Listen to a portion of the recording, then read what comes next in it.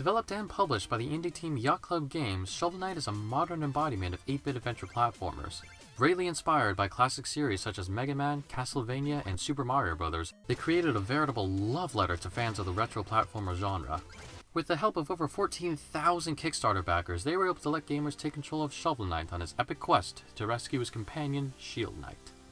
At one time, Shovel Knight freely traveled the land collecting riches and defeating foes in the name of chivalry with Shield Knight close by his side. But then one day he watched his companion fall by the hands of an evil enchantress.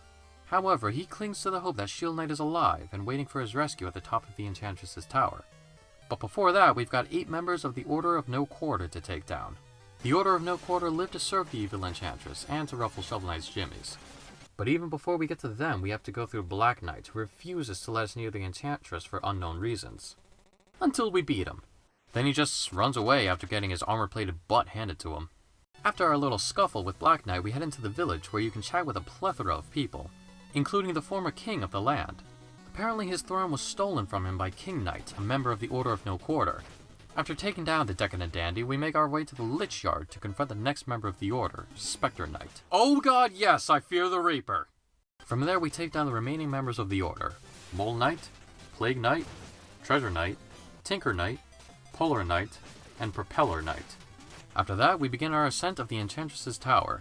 Black Knight confronts us early on though, and gets a massive power boost from the Enchantress. After clipping his wings, it's revealed that Black Knight is actually trying to save the Enchantress from herself. It's implied that the two of them used to travel together, but her dark magic took hold of her. Black Knight humbly requests that Shovel Knight not harm the Enchantress. Well, so much for that. After going toe-to-travel with the Enchantress, Shovel Knight breaks the magic amulet that was keeping his beloved trapped. Finally free of her imprisonment, Shield Knight reunites with Shovel Knight to take the Enchantress down once and for all. The victory is short-lived though. In a last-ditch effort, the Enchantress expels all of her magic onto Shovel Knight, knocking him unconscious. Black Knight appears on the scene and Shield Knight begs him to get Shovel Knight to safety. He reluctantly obliges, knowing that she most likely won't survive to escape herself. The Enchantress's tower falls and a new dawn rises over the land. In my opinion, this game has a perfect story. At face value, it's incredibly simple, but you still emotionally connect with Shovel Knight. Throughout the game, Shovel Knight takes rests at campfires, and during those rests, he has the same dream. Shield Knight falling from the sky, and Shovel Knight trying to catch her while fending off monsters. You feel Shovel Knight's desperation, which makes you want to rescue Shield Knight. By the end of that first dream sequence, playing Shovel Knight instantly became about reuniting the two of them, not about beating the game. And all of those emotions peak when Shovel Knight catches Shield Knight during the final battle. After so many torturous dreams of Shield Knight just being out of his reach, he's finally able to hold her in his arms again, which was why it was absolutely heart-wrenching to watch Shield Knight sacrifice herself to save Shovel Knight. As the credits rolled, I felt more defeated than victorious. But all of that negative emotion did a 180 after the credits. I punched the air when I saw Shield Knight limping towards Shovel Knight. I was so ecstatic about the two of them reuniting. The tale of Shovel Knight is a whirlwind of emotions, and one that tugs on the heartstrings, but still ends happily. That, to me, is a perfect story for any medium. But we are talking about a video game, so let's take a look at the gameplay, shall we? If you've ever played Mega Man, Super Mario Bros., or DuckTales, you'll feel right at home here. You use the D-pad and analog stick to move, but beyond that, you're free to configure the controls however you want.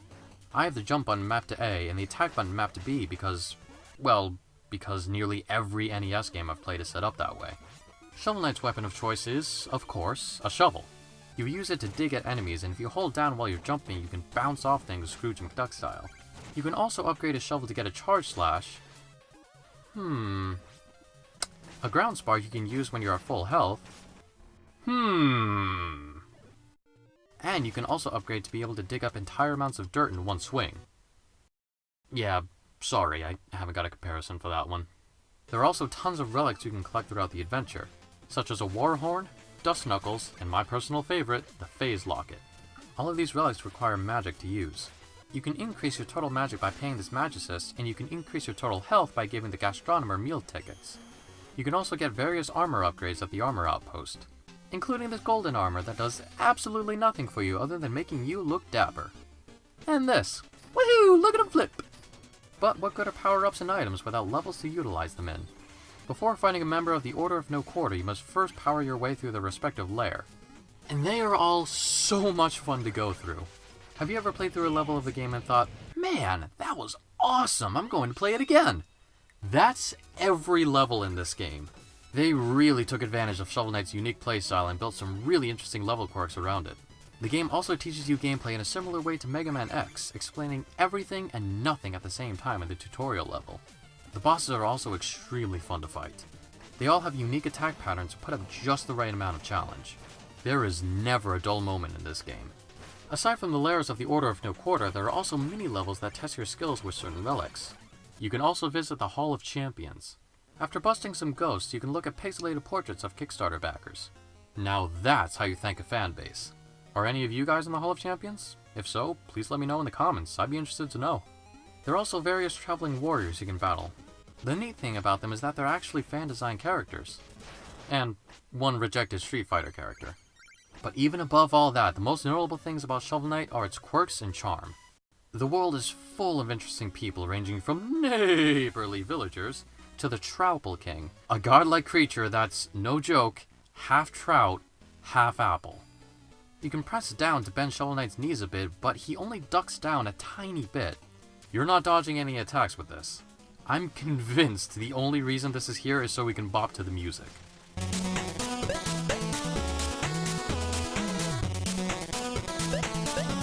And the music, oh my goodness, the music! Every track fits the respective environment perfectly and is extremely memorable. Jake Kaufman, who composed the music for Shantae and Mighty Switch Force, composed the music for this game. His work was absolute gold in those games, and it's no different here. Manami Matsume, the composer of the original Mega Man soundtrack, also worked on Shovel Knight's score. Continuing with Shovel Knight's charm, the achievements you can unlock will also get a laugh out of you. And there are tons of cheat codes that result in interesting gameplay changes. This game is full of personality, which makes you want to explore every inch of it. The graphics scream NES, but they managed to make the sprites incredibly detailed while still keeping that classic Nintendo feel. Could I recommend Shovel Knight? Of course I can. In fact, please buy it if you have $15 to spare. It's on a bevy of consoles and PC, so I'm sure you own at least one method of playing it. This is Yacht Club Games' first project, and the best way to show them that we want more is to buy the game. And to make reviews for it to tell other people how great it is. They're even planning on releasing free DLC soon, which will allow you to play as Plague Knight. And he won't even be the last one. They've announced that Spectre Knight and King Knight are also getting the same treatment. Even more reason to buy the game. It always warms my heart to see indie developers create something amazing and receive tons of praise and recognition for it. Shovel Knight won over 70 Game of the Year awards in 2014, and it deserved every single one of them. Shovel Knight is a fun, unique blend of creativity and homages to classic games. Thank you so much for watching. Have a fantastic day.